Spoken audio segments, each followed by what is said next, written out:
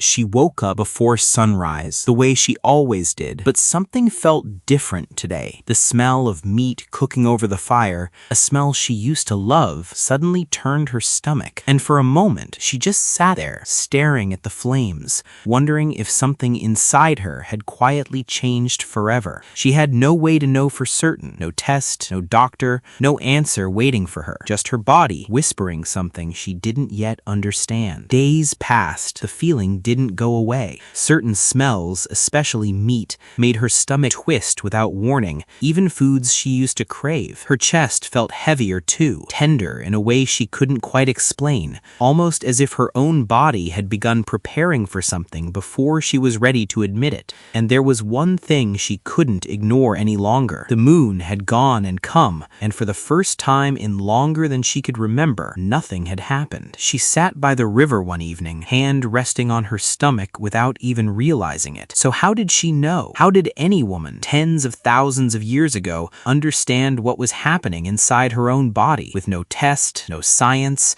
no one to explain it to her? Imagine not knowing for certain. In a world where survival was never guaranteed, this uncertainty wasn't just confusing, it was frightening, and she wasn't figuring it out alone in her own mind. In small, tightly knit groups, where extended family lived and worked together, a missed cycle rarely went unnoticed for long. Survival depended on successful pregnancies, and pregnancy was an extremely vulnerable state the whole family had to adjust to. So the people around her would know, and would begin protecting her often before she'd even said the words out loud. She wasn't the first. Somewhere in her memory, she could recall an older woman once describing this exact feeling. At the time, she hadn't understood why the older woman was telling her. Now she did. The signs, it turns out, weren't random. They were the body's own ancient logic at work, and someone in her world had already learned to read every single one of them. The missing cycle was always the clearest signal, impossible to hide for long inside a close communal group where everyone's rhythms were known to one another. Then came the nausea. What we casually call morning sickness today is,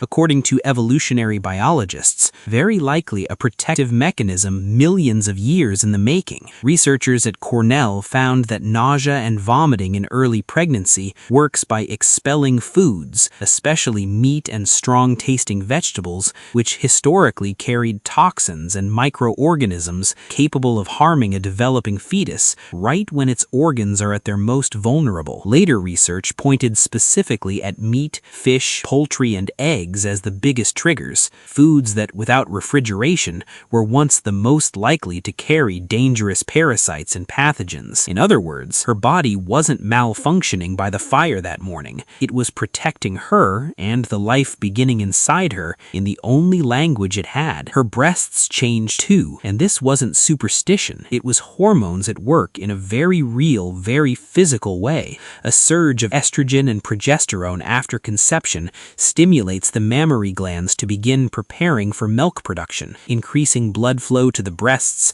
and triggering the growth of milk ducts, which is exactly why they feel heavier, tender, and more sensitive almost from day one. These changes can begin as early as 2 to 4 weeks into pregnancy, often before a missed period is even confirmed, meaning for many women throughout history, this quiet tenderness was one of the very first physical hints, long before anything else gave it away. But she wasn't reading these signs alone. This is where someone else's knowledge mattered just as much as her own. The idea of the midwife is almost as old as humanity itself. The practice of midwifery has been traced back all the way to the Paleolithic era, around 40,000 BC, when women supported each other through childbirth in genuinely dangerous, unpredictable environments, learning much of what they knew simply by observing how other mammals gave birth. There was no formal training, no written manual. Instead, this knowledge was passed on entirely by word of mouth and hands-on apprenticeship, most often from mother to daughter, generation after generation. The older women in her group weren't guessing. They had seen this exact pattern, the missed cycle, the nausea, the tender chest, play out dozens of times before, across dozens of different women, long before she was ever born. An experienced elder could often recognize what was happening before the woman herself was even willing to say it out loud. As the pregnancy progressed, the physical changes became impossible to miss. A softening shape, a growing heaviness, movement felt from within. And long before written history, people were already trying to capture this exact moment in more permanent ways. Sculptural depictions of pregnant women appear across many prehistoric cultures.